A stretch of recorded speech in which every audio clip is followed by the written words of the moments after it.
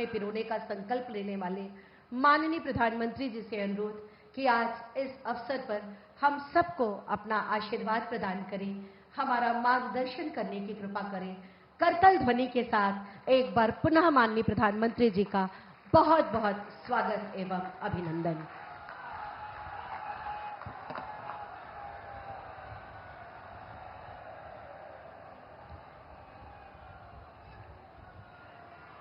नमः पार्वती पतये हर हर महादेव।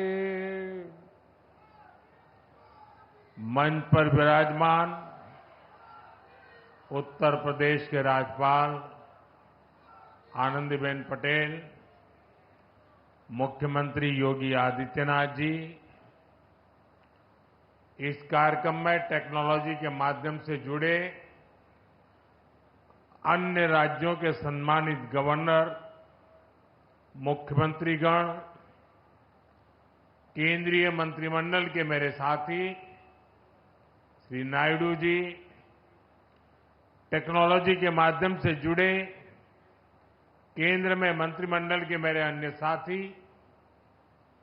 यूपी के उप मुख्यमंत्री केशव प्रसाद मौर्य और ब्रजेश पाठक जी, यूपी सरकार के अन्य मंत्रीगण, सांसद और विधायकगण और बनारस के मेरे प्यारे भाई और बहनों,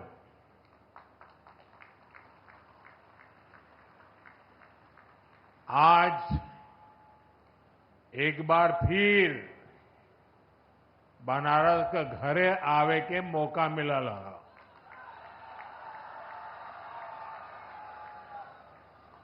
आज चेतगंज में नकटैया का मेला भी हो, धनतेरस, दीपावली और छठी मैया के त्योहार सब आवत है। और से पहले आज काशी विकास के पर्व का साक्षी बनत है। आप सबके बहुत खूब बधाई।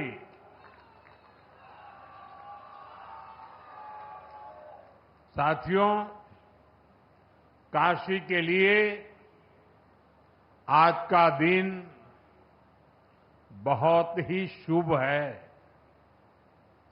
अभी मैं आंखों के एक बड़े अस्पताल कर उस अस्पताल का लोकार्पण करके आपके पास आया हूं और इसलिए आने में थोड़ी देर भी हो गई।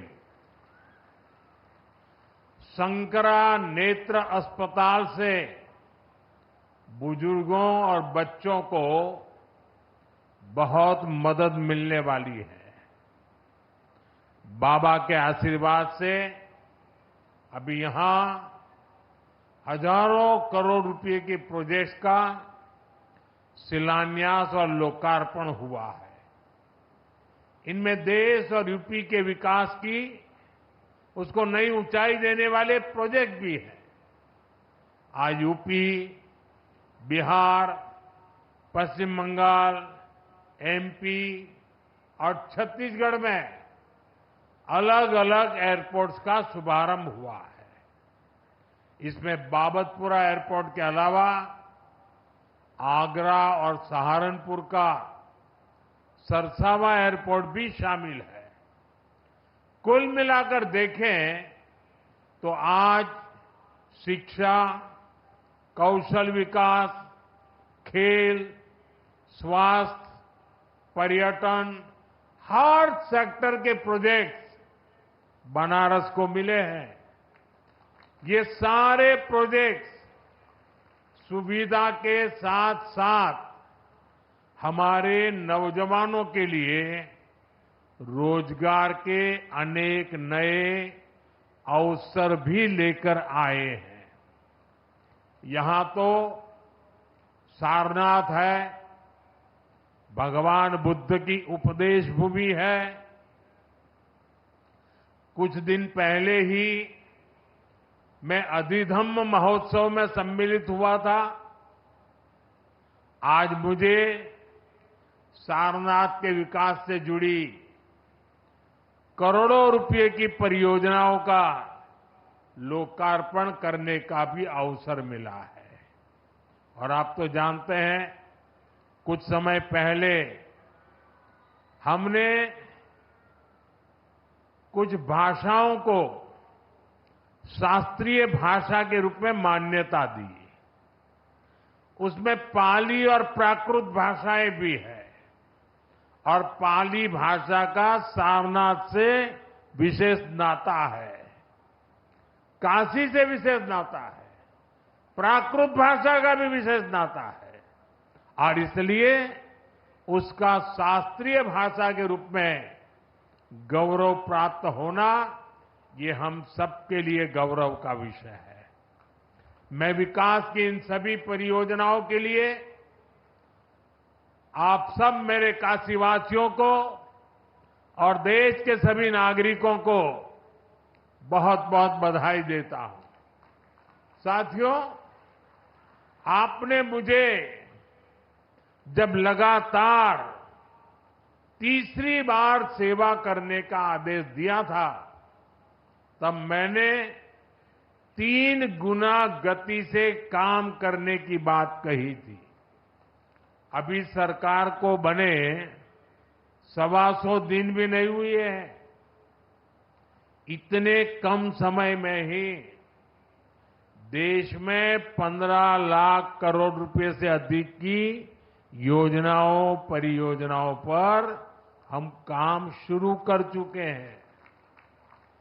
इसमें से ज्यादातर बजट गरीबों, किसानों और नौजवानों के नाम पर रहा है। आप सोचिए, 10 साल पहले तक सरकार के लाखों करोड़ रुपयों के घोटालों की चर्चा अखबारों में छाई रहती थी। बातचीत का मुद्दा ही लाखों करोड़ों का घोटाला होता था। आज सिर्फ 125 दिन में ही 15 लाख करोड़ रुपए के काम शुरू होने की चर्चा घर घर में हो रही है। यही तो वो बदलाव है जो देश चाहता है। जनता का पैसा जनता पर खर्च हो, देश के विकास पर खर्च हो, पूरी ईमानदारी से खर्च हो, ये हमारी बड़ी प्राथमिकता है। साथियों, बीते 10 सालों में हमने देश में इंफ्रास्ट्रक्चर निर्माण का एक बहुत बड़ा अभियान शुरू किया है और इंफ्रास्ट्रक्चर के इस अभियान के 2 सबसे बड़े लक्ष्य हैं। पहला लक्ष्य निवेश से नागरिकों की सुविधा बढ़ाने की है। दूसरा लक्ष्य निवेश से नौजवानों को नौकरी देने का है। आज देश भर में आधुनिक हाईवे बन रहे हैं, नए नए रूट्स पर रेलवे ट्रैक बिछाए जा रहे हैं, नए नए एयरपोर्ट बन रहे हैं और ये सिर्फ ईंट, पत्थर और लोहे सरिया का काम नहीं हो रहा, बल्कि इससे लोगों की सुविधा बढ़ रही है। देश के युवाओं को नौकरियां भी मिल रही है। साथियों, आप देखिए, जब हमने बाबतपुरा एयरपोर्ट वाला हाईवे बनाया, एयरपोर्ट पर आधुनिक सुविधाएं बढ़ाई, तो क्या फायदा सिर्फ आने जाने वालों को मिला? नहीं, इससे बनारस के कितने ही लोगों को रोजगार मिला। इससे खेती, उद्योग और पर्यटन तीनों को बल मिला। आज बनारस आने वाले लोगों की संख्या तेजी से बढ़ी है। कोई घूमने के लिए आ रहा है, कोई व्यापार के लिए आ रहा है और इसमें फायदा आपका हो रहा है। इसलिए अब जब बाबतपुर हवाई अड्डे का और विस्तार होगा तो आपको और ज्यादा फायदा होगा। आज इस पर काम भी शुरू हो गया है। ये काम जब पूरा हो जाएगा तो यहां ज्यादा विमान उतर पाएंगे। साथियों, आधुनिक इंफ्रास्ट्रक्चर के इस महायज्ञ में हमारे एयरपोर्ट्स, उनकी शानदार इमारतें, आधुनिक से आधुनिक सुविधाएं आज दुनिया भर में चर्चा का विषय है। 2014 में हमारे देश में सिर्फ 70 एयरपोर्ट थे और नायडू जी ने अभी विस्तार से उसका वर्णन किया। आज 150 से ज्यादा एयरपोर्ट है और जो पुराने एयरपोर्ट है हम उन्हें भी रिनोवेट कर रहे हैं। पिछले साल देश में 1 दर्जन से अधिक एयरपोर्ट पर नई सुविधाओं का निर्माण हुआ, मतलब हर महीने एक। इनमें अलीगढ़, मुरादाबाद, श्रावस्ती और चित्रकूट एयरपोर्ट भी शामिल है। अयोध्या भी एक भव्य इंटरनेशनल एयरपोर्ट हर रोज राम भक्तों का स्वागत कर रहा है। आप जरा सोचिए, वो भी दिन थे जब यूपी को खस्ताहाल सड़कों के लिए ताने दिए जाते थे। आज यूपी की पहचान एक्सप्रेसवे राज्य के रूप में हुआ है। आज यूपी की पहचान सबसे अधिक इंटरनेशनल एयरपोर्ट वाले राज्य की है।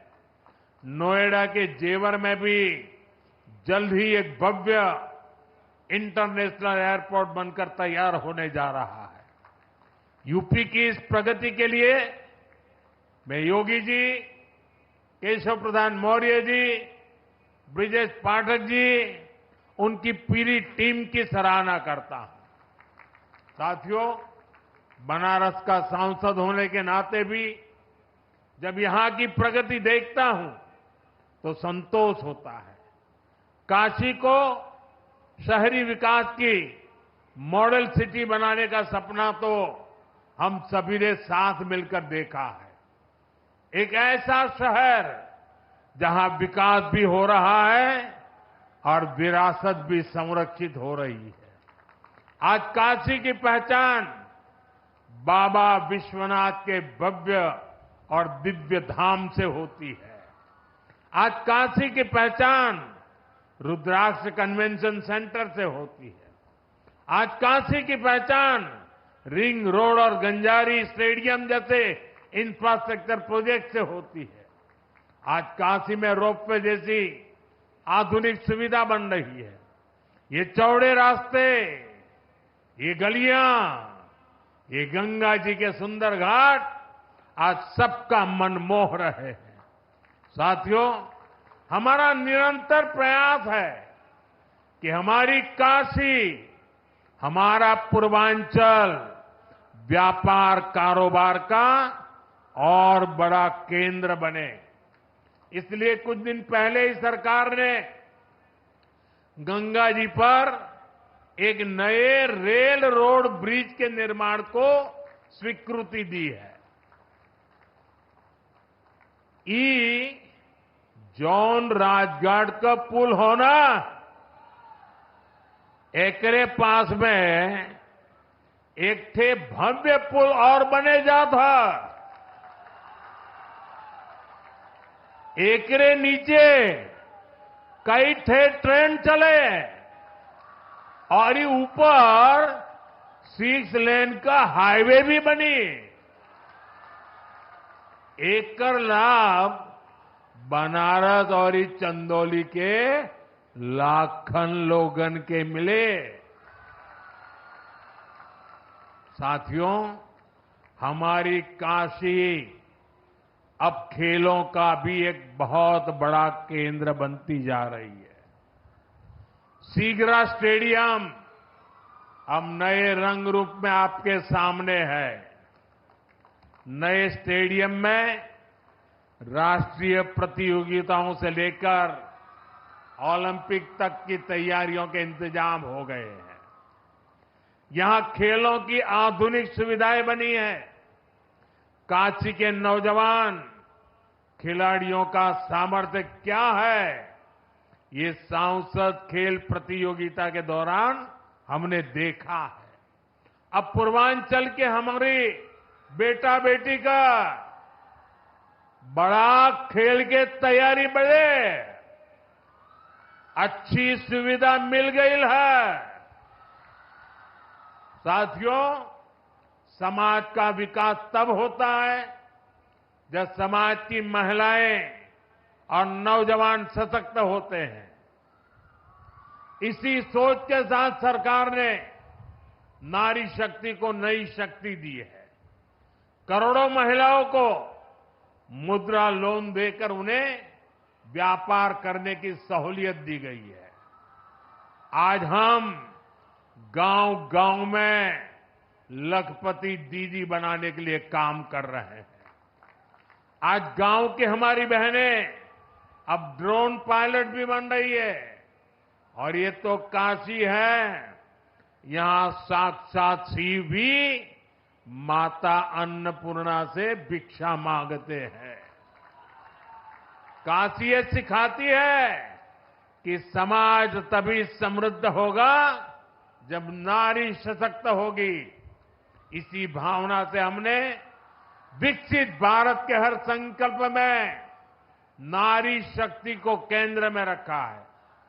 जैसे पीएम आवास योजना ने करोड़ों महिलाओं को उनके अपने घर की सौगात दी है। इसका बहुत बड़ा लाभ यहां बनारस की महिलाओं को भी मिला है। आपको पता है, सरकार अब 3 करोड़ और नए घर बनाने जा रही है। यहां बनारस में भी जिन महिलाओं को पीएम आवास के घर नहीं मिले, उन्हें भी जल्द से जल्द ये घर दिए जाएंगे। हमने घर घर नल से जल और उज्ज्वला गैस तो पहुंचाई है। अब मुफ्त बिजली और बिजली से कमाई वाली योजना भी चल रही है। पीएम सूर्य घर मुफ्त बिजली योजना से हमारी बहनों का जीवन और आसान होने वाला है। साथियों, अपनी काशी बहुरंगी सांस्कृतिक नगरी है। यहां भगवान शंकर का पावन ज्योतिर्लिंग है, मणिकर्णिका जैसा मोक्ष तीर्थ है, यहां सारनाथ जैसा ज्ञान स्थल है। दशकों दशक बाद बनारस के विकास के लिए इतना काम एक साथ हो रहा है। वरना काशी को तो जैसे उसके हाल पर छोड़ दिया गया था। इसलिए आज मैं हर काशीवासी के सामने एक सवाल उठा रहा हूं। आखिर वो कौन सी मानसिकता है जिसके चलते पहले काशी को विकास से वंचित रखा गया? 10 साल पहले की स्थिति याद करिए। बनारस को विकास के लिए तरसाया जाता था। जिन लोगों ने यूपी में लंबे समय तक सरकारें चलाई, जो लोग दिल्ली में दशकों तक सरकार में बैठे रहे, उन्होंने कभी बनारस की परवाह क्यों नहीं की? इसका जवाब है परिवारवाद और तुष्टीकरण की राजनीति। कांग्रेस हो या समाजवादी पार्टी, ऐसे दलों के लिए बनारस का विकास न पहला प्राथमिकता में था, न भविष्य में कभी होगा। इन दलों ने विकास में भी भेदभाव किया, जबकि हमारी सरकार सबका साथ सबका विकास के मंत्र पर चलती है। हमारी सरकार किसी योजना पे भेदभाव नहीं करती। हम जो कहते हैं वो डंके की चोट पर करके दिखाते हैं। अयोध्या में भव्य राम मंदिर बनेगा। आज अयोध्या में हर रोज लाखों लोग रामलला के दर्शन करने जा रहे हैं। महिलाओं को विधानसभा और लोकसभा में आरक्षण की बात भी वर्षों से लटकी रही थी।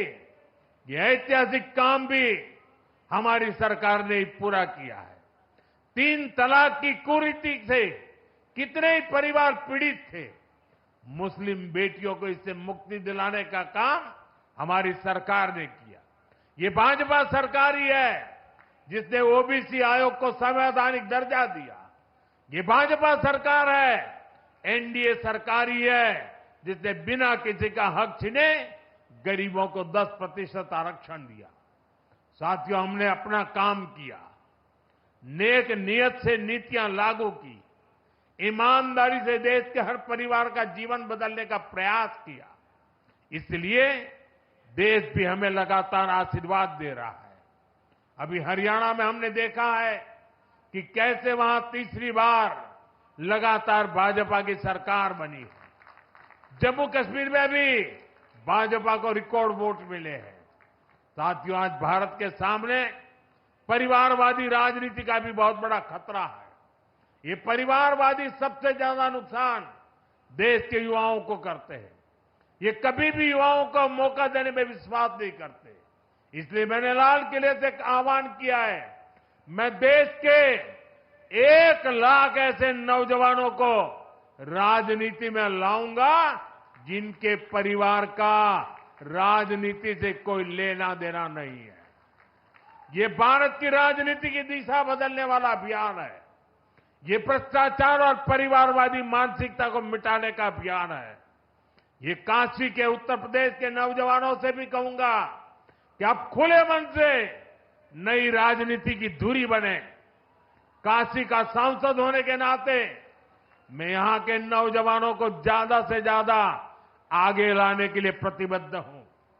साथियों, काशी का ये मंच एक बार फिर पूरे देश के नए विकास प्रतिमानों का आरंभ स्थल बना है। काशी एक बार फिर राष्ट्र को नई गति देने का साक्षी बनी है।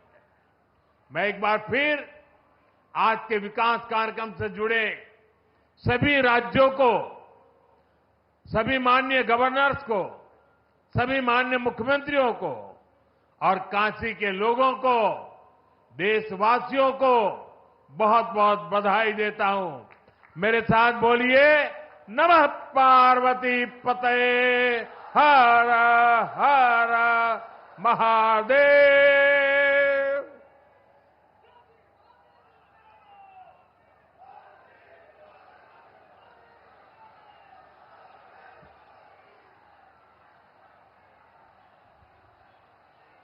बहुत बहुत आभार माननीय प्रधानमंत्री जी, बहुत बहुत साधुवाद।